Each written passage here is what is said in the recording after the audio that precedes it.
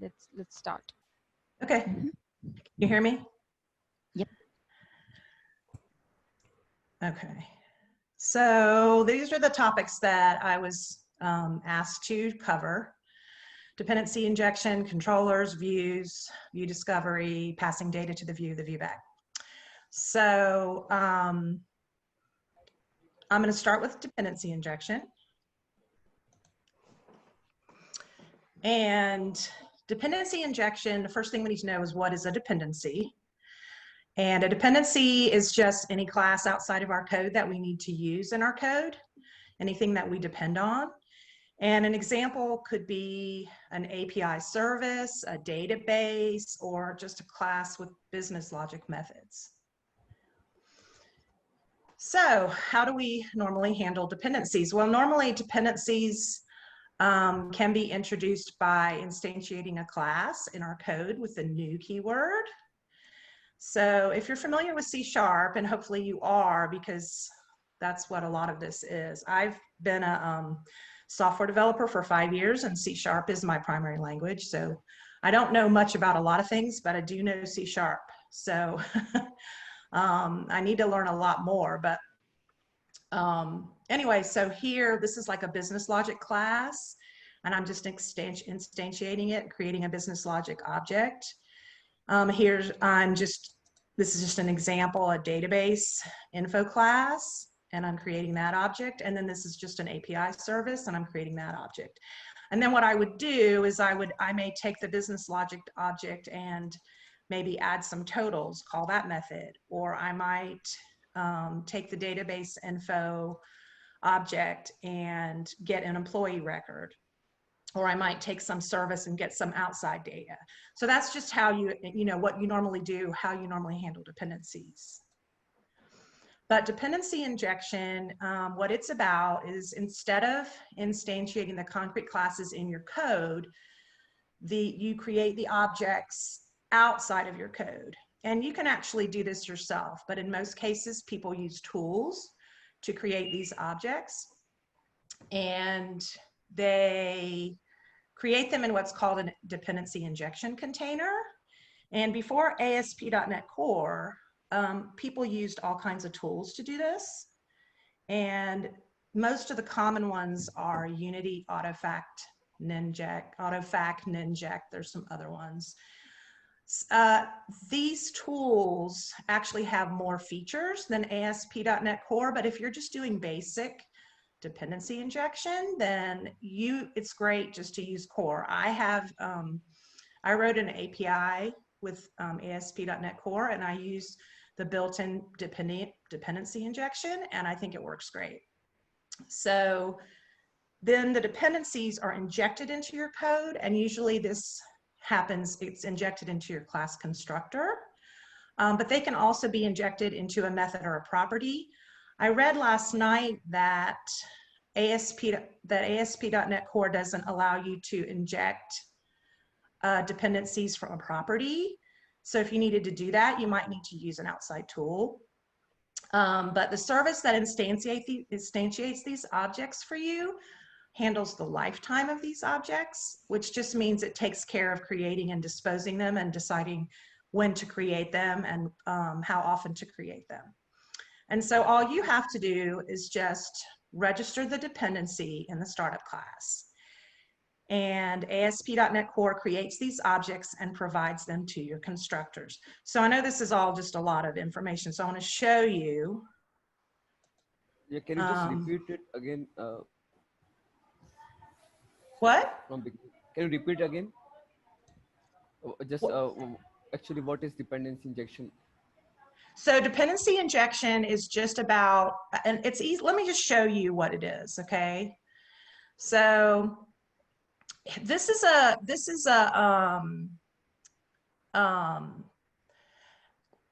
project that I created just by doing, and I'll show you how I created it because I want you to see what I did, because it's all pretty much, it does all of this for you. So all I did was create a new project. And then I just because you could do this yourself. This is all in there. I just did this, selected this, ASP.NET Core Web Application, and it will create all of this code for you. So all this code in this is a controller class, and it created this controller class for me. So dependency injection. So let me give you an example from something that I did. Okay, so this is this is a part that I wrote. So let's say that I want to use some data. And usually in .NET Core or anything, you call it a repository when it has data. So wait a second, I'm gonna see if I can get rid of this. Okay, so what I did was I created a model over here, which is just an employee class, okay? And I just created something very simple with an employee ID and first name and last name. And then I created this mock repository, which is just a way to get data. So this is a get employee method just to be able to use this to get an employee, which is the employee object that I just showed you. And then yes? So this will be calling your database, means this will be communicating with the database, I guess. This Right. repository thing. Right. So normally you would have this would interact with a database, but I'm making this very simple. So I'm just creating the employee object myself, but normally this would interact, this method would go to a database to get this information. So basically like this get method or the object which is associated with this method is basically the dependency. No, I'm going to show you that. So I'm going to get there. I'm kind of just getting the backup here. So this IMOC employee repository is the interface that gives a definition that says I want to have a get employee method, and then this implements it, this IMOC employee repository, and then it has this get employee method in it. So this is going to be the dependency. Yes, this is the dependency. So what I'm going to show you is, so I have this employee controller, and I want to use this employee controller to provide employee data to the screen for my user. So I have a dependency on this repository. I need this repository. So my repository, my dependency is this repository. Now, if I was not going to use dependency injection here, and I have this commented out so you can see it, if I wasn't going to use a dependency injection, I would just take this dependency and I would just say, I'm going to create this object, and I would just create a new object from that. And this will work. You can just create this new object and use it down here. Down here, I'm going to use it. Where am I? Oh, yeah, right here. So I'm using it right here to get my employee, and I can do it this way. But the reason that you would use dependency injection, there's a lot of reasons that you use it, but you use dependency injection because first of all, it's a good code practice. It makes your code loosely coupled, which means that you don't have all of these you're not creating everything in your code. And I know from personal experience that it's really helpful to do it this way, because what happens is you have dependencies. If you have a very complex project or a lot of projects, and you have lots and lots of dependencies going on, if you're in here doing all these new and creating all these objects everywhere, it's really messy. Yes, we need to reuse it, not to have an overburden, so we can write a simple code and then we can call it later on in the code. So one of the advantages, so what I was going to show you here, so some of the benefits are from it is that you can see what a class depends on by looking at its constructor. And that's a really big thing. So instead of having all these new objects created all throughout your code, if you want to know what I use in my code or what my dependency is, all I have to do is go to my constructor and see what I'm using through it. And that'll be what I use throughout that whole class.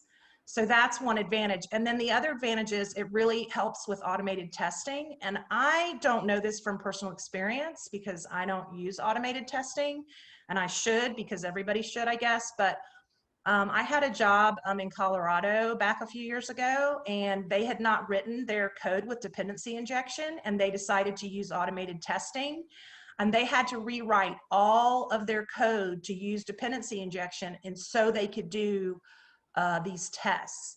So that was a big, huge change. So if you ever want to use automated testing, you really need to use dependency injection from the beginning, or it will make it very difficult to do. Patient test? Yes, and any kind of self-tests or whatever you, I don't know. I don't write my own test. Do you write your own test code? Yeah, we have unit tests and we have integration tests. Yes, see, and I do testing myself, but I do it manually. I don't have it, and I don't code my testing. Does anybody else code their own tests? Okay. Yeah, well. we're supposed to. We're That's supposed what I to mean. do test-driven development. Right, exactly. That's what I'm talking about. So anyway, it always starts off like this, and then it didn't end like that. Yes. So let me show you an example. So this is my API over here. I have a lot of projects and a lot of stuff going on over here, but this is my API. And so I have all of these controllers. And so just as an example, so like here's my generic orders controller, and these are all my dependencies. I have all these repositories. I have this logic, and this logic is just a bunch of logic that I share between different between all these different controllers. And so that's just a different thing that I use. And then I have an auto mapper, and I have a logger. So these are all my dependencies. And so what's an advantage of this is, like, so for example, this API orders logic that I have, it also has dependencies. So what's nice about this is that when this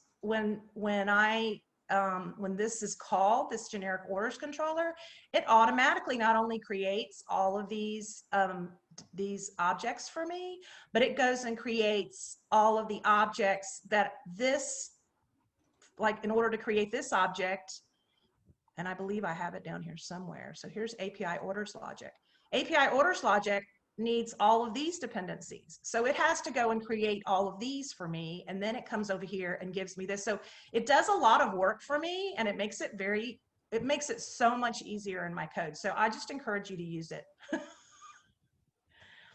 So do you guys have any questions about Can you show with some database connectivity also how it's basically working, how we are going to implement this repository, and then we can get results from and it can show results.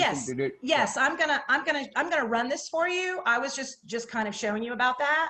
So let me show you what we're gonna do next. So I wanted to talk about a little bit, because I'm supposed to talk about controllers and views. So I just wanted to explain this, and then I'm gonna run this project and show you how all of this works. But basically, the controller is what Core looks for a controller first, and then it looks for the method within the controller. And then the controller, if the view needs data, will go out and get the data and pass the data and the view back to the user. And so this view that we use in ASP.NET Core, the type of the file is CS/HTML, which stands for C#. They also call it Razor markup, but all that means it's just C# code in HTML. And so I just wanted to show you that diagram so I could show you this. So here I have controllers, here I have models, and here I have views. Okay, and so my controllers what happens is we're going to start out with the home controller because that's the one that it came with. This is all the code that was in there to begin with. And in this home controller, this is an injected dependency of a logger, which is just a built-in logger that ASP.NET Core has that you can use to log anything you want. It's really nice. So what it's going to do is when I run this, it's going to, and I'll show you how it works here. So over here in startup, it's going to give you a default of what it will do when you call your app. So this is telling it that the controller that will be the default will be the home controller, and that the method will be the index method. And this just means that this is an optional ID that you can pass, but you don't have to. So what it will do is it will call this home controller, and then it will create this, and then it through the constructor, and then it will call this index. So what I'm going to do is run this and show you how it works.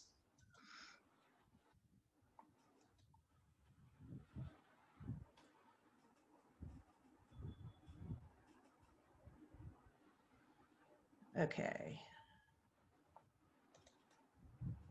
Where did it go?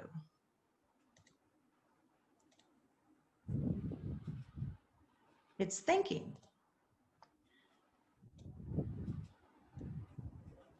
Wow, it's taking a while. Oh, I know why. Here, of course. So I put a breakpoint in and forgot I put a breakpoint in. So I just wanted to show you, it comes to the home controller as automatic because that's the default. And then it comes to this index, and it knows to come to this index method, and then it says return view. And then when you do that, this is what comes up. Now all of this is the way it came. I didn't program any of this. I didn't code any of this. This is the default for the template from Visual Studio. So you also could do it like this. You could also do /home/index, but that's the same thing because it's just the default. It'll do the same thing. So that's how it flows through. So what I wanted to show you was I wrote this employee controller, and this employee controller, I created my own dependency on the mock employee repository, and here I am going to use it to get an employee. Now, in order for this to work, in order for the dependency injection to work, you have to tell it, like over here in the home controller, you don't have to tell it about the iLogger because that's built-in service in ASP.NET Core. But here, this is my own. I wrote this myself. So you have to go over here in startup, and you have to do what's called register this dependency. So that's what this is. You do it in configure services, and all you do is you come in here and you just do services, and then you can add, and there's 3 ways you can add it. You can add scoped, which is what I normally do, and then you can add singleton, which singleton just means if I had put these in there as a singleton, it would create 1 copy of this object, and whenever I requested it in my constructor, it would give me that same copy. It would only create it once. And then you can also do add transient. And I read about the difference between scoped and transient, and I'm not sure I understand the difference, but scoped has something to do with, and maybe someone else can help me with this. Does anybody have a good explanation of the difference between scoped and transient?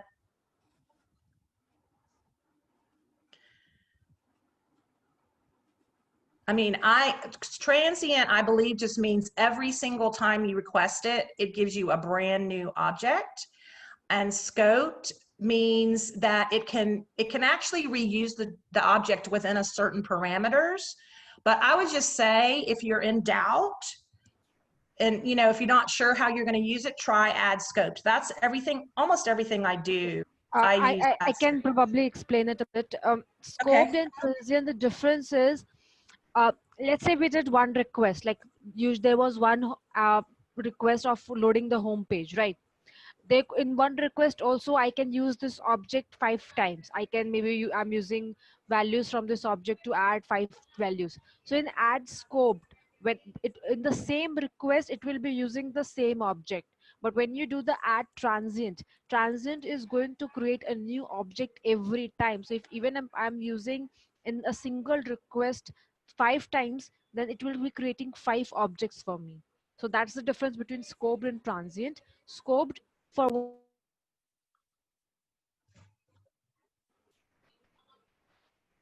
sorry, was I on mute earlier? I thought I kept speaking. Just for a second. I lost you for just a Okay. second. We heard most Okay. of it. Okay. I thought I was on mute the whole time. Like, oh, No, I no, spoke no, so much. no. Okay. So the scope is basically for each, for the request, if the for one particular request, the any number of time your object is being called is going to be same. But transient, even in the same request, is going to be a new object every time. So that's the major difference between scope and transient. Thank you so much for explaining that. I'm still trying to learn all of this. I know I use add scoped and everything and it works really well. So that's what I use, but you have to tell it this. I'm sorry? Have you integrated with the database right now or without database? Without what? I mean, have you integrated or have you connected with database? This code Oh is no, connected. I'm Okay. not no, because this today that I'm showing you, it didn't have anything to do with the database. So this project doesn't have that because that's not what, we were covering. I mean, my API, I connect with a SQL Server database. Mm-hmm. So, I mean, at some point I know we're going to cover that, but I didn't want to do that because in this little example, because that's not what I was, what I was presenting. Okay. But let me show you again. So now this will work. If I took this out, I'll show you what happens. And he does this in the video, but if I take this services out like this, and I try to run this, let me make sure I don't have any breakpoints in here. I don't want breakpoints. I don't think I do. So if I try to run this, oh, it will, I take that back. It will run. It will just not run if I try to. So if I try to do employee, which is my other controller, if I try to go to that controller, that's when I'm going to get an error because it can't find this mock repository. It doesn't know what that is.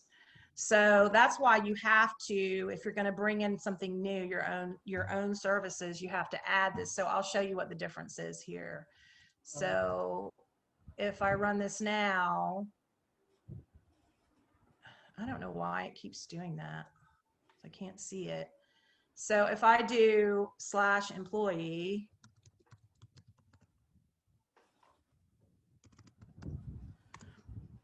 then it's gonna access my employee data that I have here. And what this is all I do here in my employee controller is I have my index, and index is the default, so it will always look for index. If I wanted, I could name this something else. Like I could name this happy if I wanted to.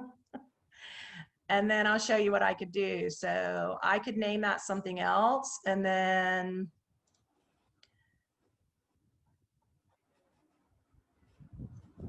hold on a second.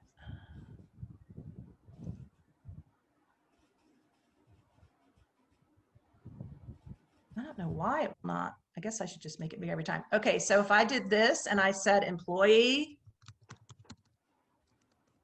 /happy, then it would come right here.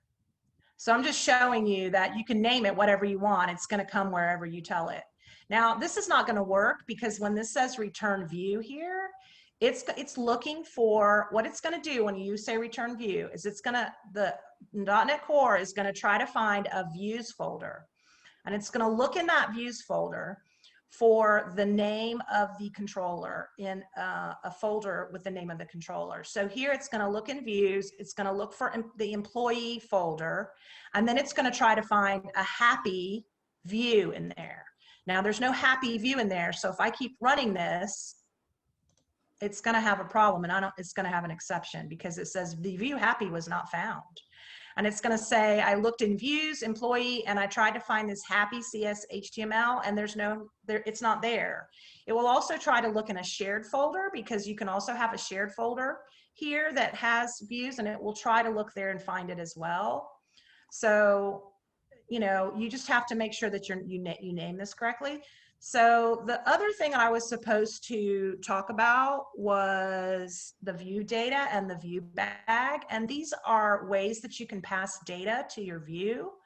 It's not recommended that you use this a lot, but it's a tool that you can use maybe for little things. And I think next week we're going to cover strongly typed, how you pass data to views in a strongly typed way. But they wanted us to cover this. So I was just going to show you the difference between view data and view bag. So here, all view data is a dictionary that you just pass it a string. John? Yes.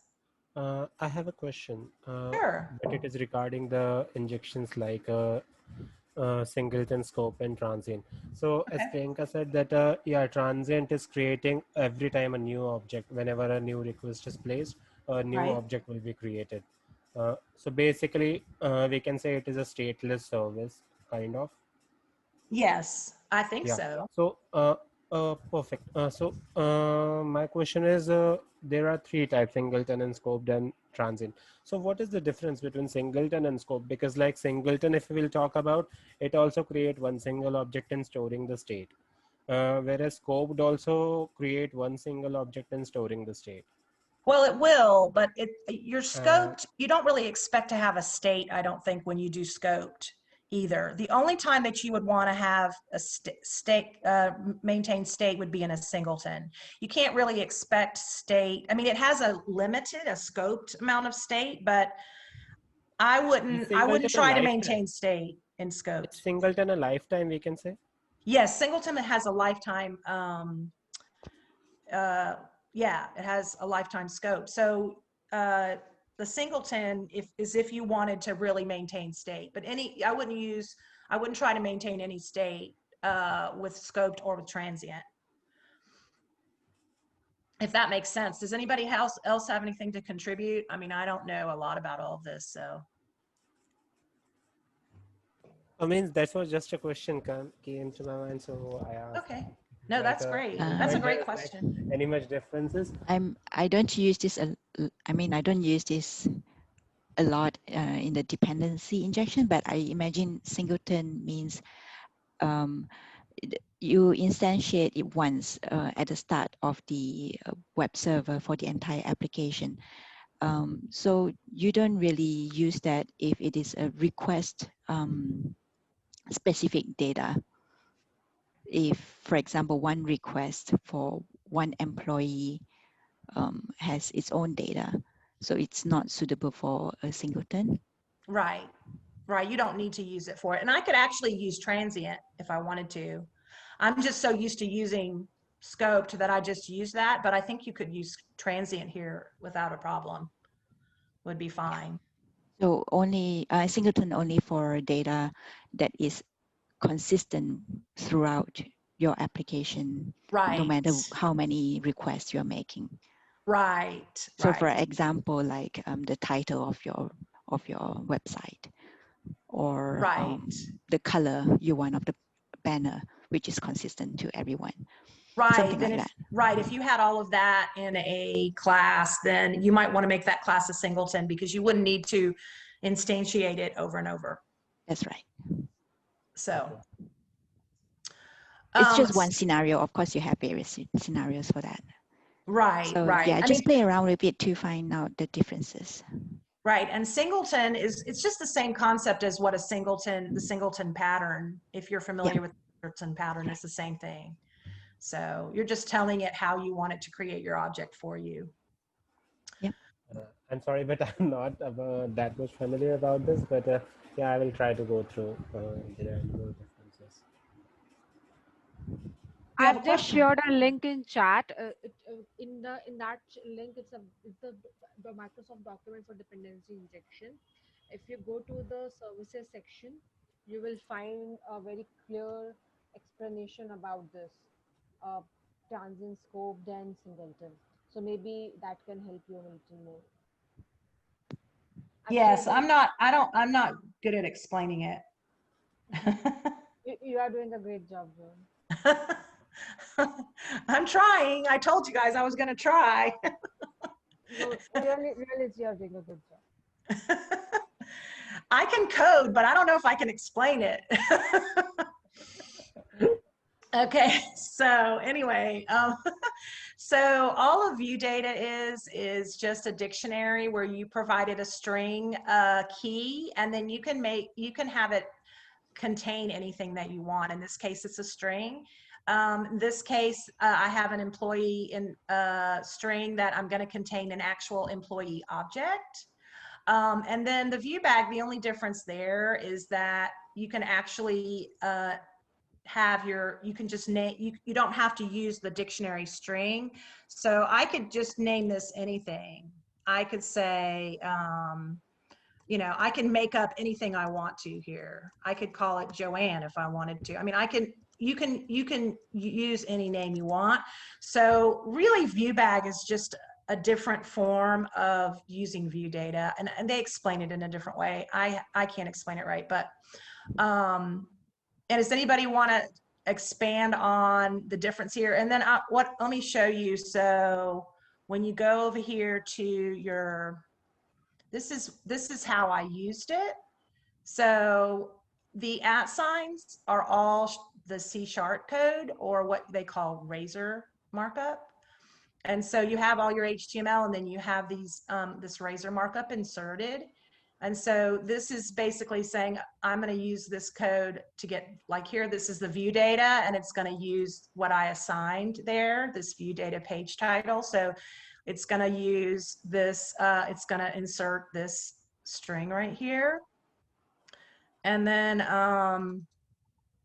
here I have C# code where I create an employee, and I just get from the view data my employee. I use this key to get my employee object. And then here, I'm just going to take that employee object and display the first name. And then, so all this right here is using view data, and this first one right here is using view data. This second one is using Viewbag, and this right here down at the bottom is using Viewbag. So I'm just showing you ways to use view data and Viewbag together, and kind of so you can see the difference between the two. And so that when you run it, and you kind of have to go back and forth to kind of see, but you know, see what you're doing here. But okay, did I have another? Okay, so then we just do employee, and I did this before, and I was just going to show you again. So it's just different ways. This was done using the view data. This was with the Viewbag. But I really think that that when we get into doing, you know, strongly typed view, you know, next week, and that information, that's going to be more helpful.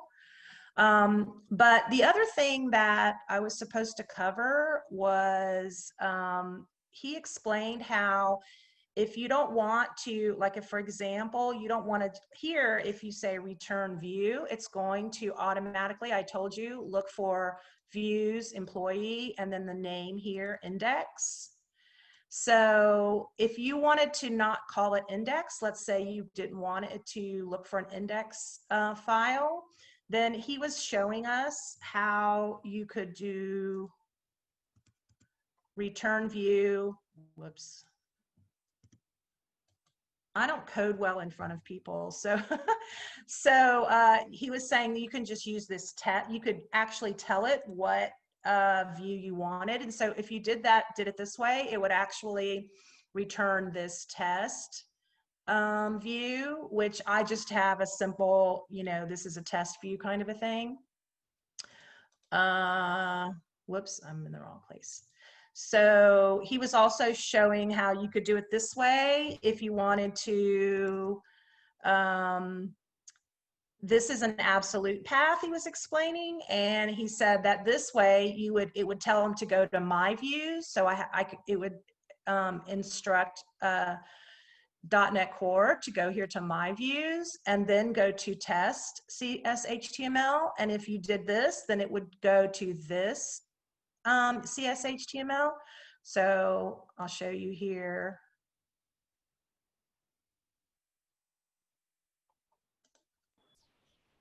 So this is basically if your views are not in the same folder, like we generally have the Right. controllers and the views all in the same master folder, right? Right. But if let's say I have created custom folders, I have created admin, I've created reports, I've created employee, and I've created multiple folders, and inside that I've created my views into them, so that my code is more structured. And my Right. controller is at a different place. It won't understand directly if I just say return view. It may fail to get which view it has to go. In that case, we might have to provide the folder also. So my views is the folder for it to understand that which code it has to find. Right. Even in the relative path, if you see where in her code, that is a // that is basically just going above the parent directory and find out. So this is just if your view does not exist sometime. For my code, what we can say, uh, making it more modular, making it more nice, making it more better readability. We create partial views also. We create sometimes a lot of views in different hierarchy structure. And there could be same controller. I might have 15 views for every partial thing. There might be an index of page where I'm having lots of menus, and on the same page I'm loading the menus. So, I may have single controller, but there could be 15 views for it. And so that for 15 views, same controller, it might not go directly just with the index one or directly. So I might need to add a folder structure to that. So this is just your way of telling the view into your controller that where it needs to find the view. I might even have 3 views with the same name as index or test. I might have one test in employee. I might have one test in reports. I might have one test in somewhere other folder. Right. See, It I will have allow my me. views, Yes. and I have my views Yes. here and a test in my views, and I also have a test in over here. And so that way I could distinguish between the two by telling it where to go. Yes, exactly. So this is just that if you have multiple thing of the same time, and that generally happens. It's a very common scenario in real life coding when you do this. So Okay. this is very helpful for you to navigate to the correct view. Right. That was a very good description. I haven't used this before because my the .NET Core app that I wrote is it doesn't present views because it's just passing back data. So I just pass back data and status codes to my users, and so it's it's an API. So that's why I'm learning about these views myself. So yeah, but it seems pretty straightforward. So what she was saying, so what this means right here is just go back a folder, and this means go back 2 folders. So if you were starting here in employee, you went back to the views, then it would, now I can't remember how this works. So yeah, you got it. Go into views and into test. And to test, there you go. You go back to views, then you go to test, and then test has the update. There you go. That's how you find it. And then this one says to go back to views and then go back to the root folder, which means go back twice, then go to my views and then go to test. So that's how that works. You just kind of have to learn how these relative paths. And with the relative path, you don't have to use the extension, but with the absolute path, you do. So he was explaining all of that in the videos. And what he explained here, these are his slides. So he was showing here how if you have an employees controller and you have these methods, then you need to have, you know, the convention is to have these views, and then these methods correspond to these views. And then he was talking about how we have the view data, the view bag, and the strongly typed view, and that the view data is not really the best thing to do because you don't have compile time checking and IntelliSense. And then he did a thing of view bag versus view data and said how the view bag is a wrapper around the view data, and that it's all resolved dynamically at runtime and there's no compile time checking, which is why a strongly typed view is preferred and why that's the next topic. And then this is when he showed how to customize what we were just talking about, and how it looks for a view file with your own custom name if you put the string name in. And that you can specify a absolute path or a relative path. So these are all the things that he was discussing. So that didn't take very long because probably I didn't explain everything very well. But why don't, if anybody has any questions, or if you want me to Joan, I did share a link in chat just now. If you can just open that link, maybe people can understand the difference between view data and view back from there. It has a very good tabular differentiate. I'm trying to find. Just hover at the bottom of your screen, you will find chat. Okay. Oh, I see it. Okay. Yeah, I'm not familiar. So you want me to click on this? Can you see? Yes, there is one www.c-sharpcorner.com okay. link. Can you just open that in the browser? Yes, can you see it? Not yet. We are seeing your desktop. Okay. Yes, I can see it now. I can see it. Okay, okay, good. Just if you scroll down in this article, at the bottom. Okay. This part? There is a view data versus view bag versus temp data. Yes, see this part. So this actually explains very well that it's generally view data and view bag, as you said, is similar. But what's the basic difference? It's mentioned here. So okay. Maybe people can help from this. Yeah, no, right, the view data is a key value dictionary, and this is a type object. It says that view data is faster than view bag, which I did not know. That's a good thing to know. And this says that view bag only works with Net Framework 4 and above, which I didn't know. So there isn't much difference in the way it works. The actual working is the same. It's just the difference if we say that yes, there's a version difference, is faster and slower. This view bag is a dynamic property, whereas view data is a dictionary object. So generally the purpose is the same, and view bag is yes lesser used, view data is much more used. But this is just to give you a better understanding in a theoretical concept that what is the difference. The purpose of both is same, to pass value from controller to view. Right.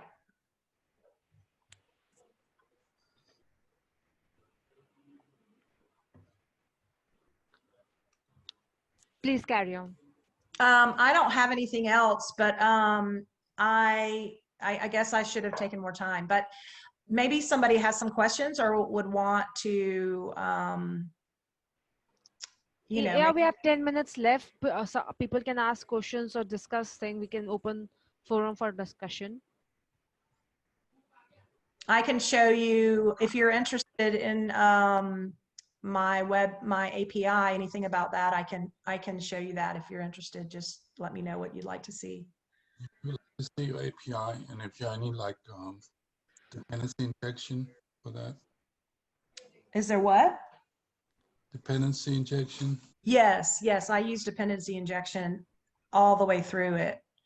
Every single one of my controllers, I have all kinds of things injected And this works, this is working in a restaurant. My brother has a restaurant and I wrote this for his restaurant. It's a POS system.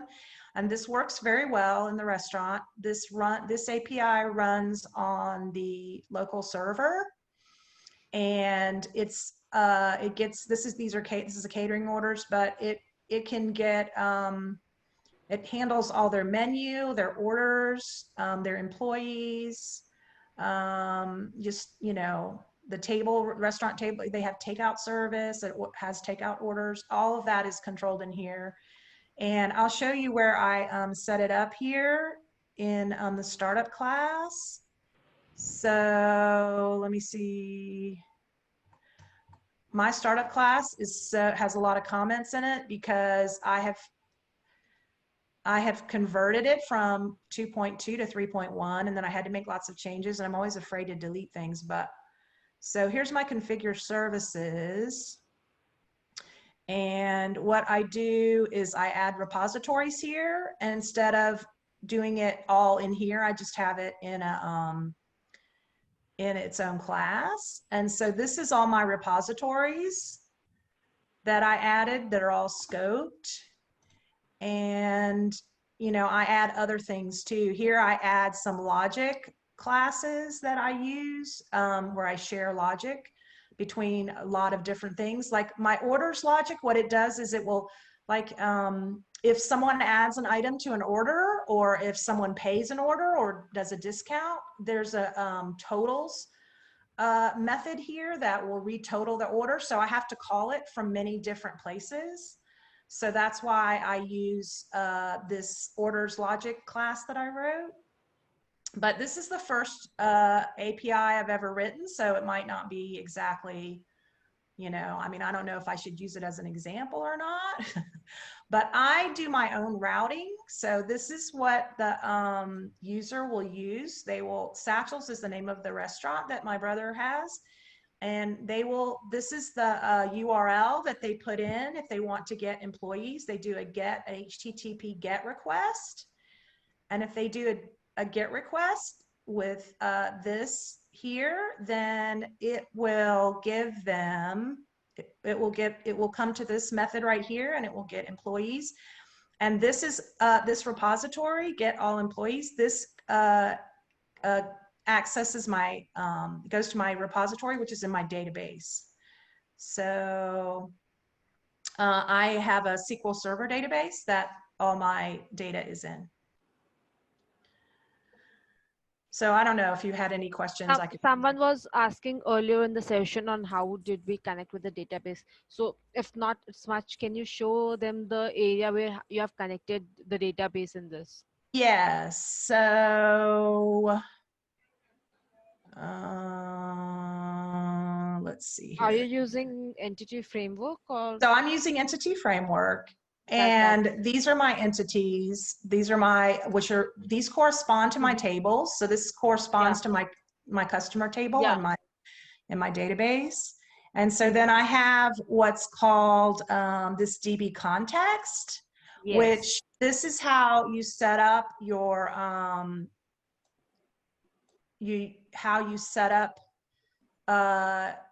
you know, your connection with the database. They call it DB sets. And I just set this up. I just, you know, found code where I needed to set this all up. But what you do is you have to pass it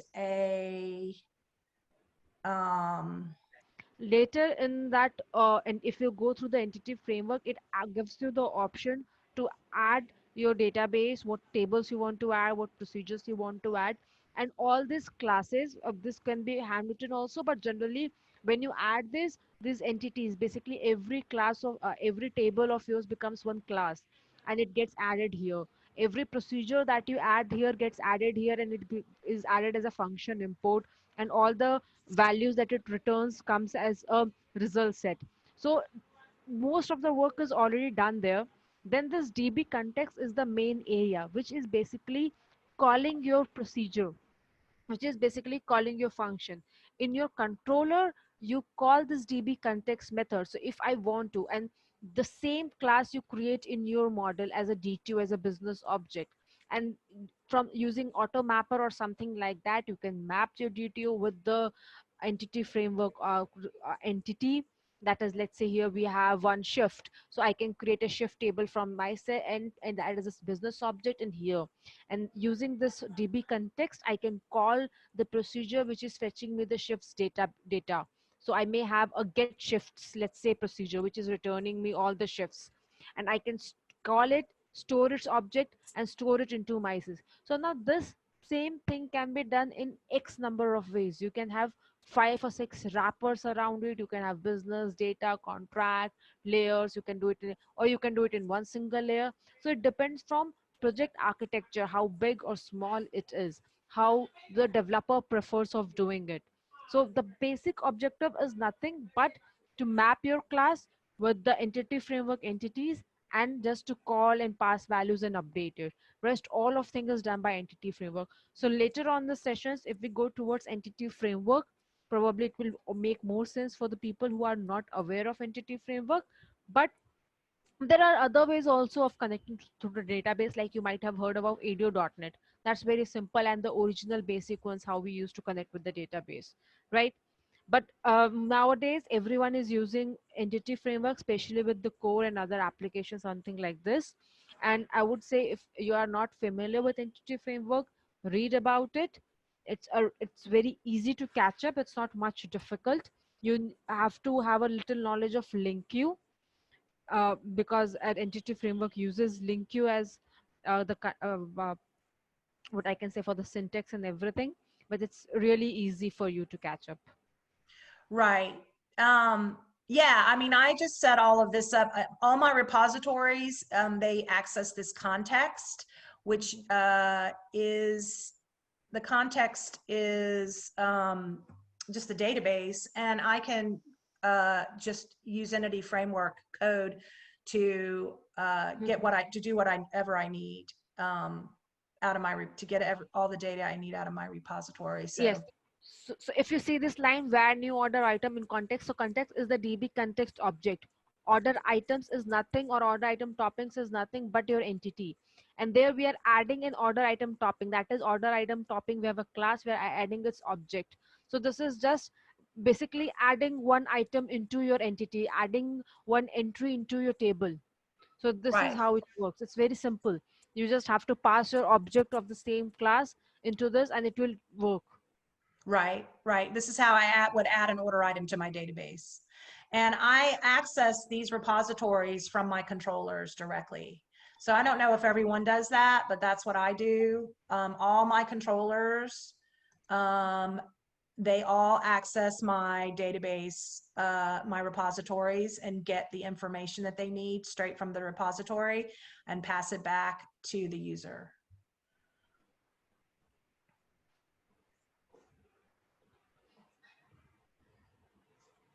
This is good.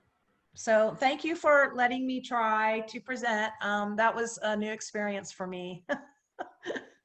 You did great. Yeah, I enjoyed that session very much. Okay, good. Thank you. Thank you. So guys, we'll see you next week on Saturday with Angular session and on Sunday with .NET Core. Enjoy your week. Yep. Okay. Thank you. Okay. Thomas asked if there is a session on database access, ORM, SQL client. We haven't planned for one, but maybe we can have one at the end if someone wants to take on that, right? Just stop recording now. Yeah.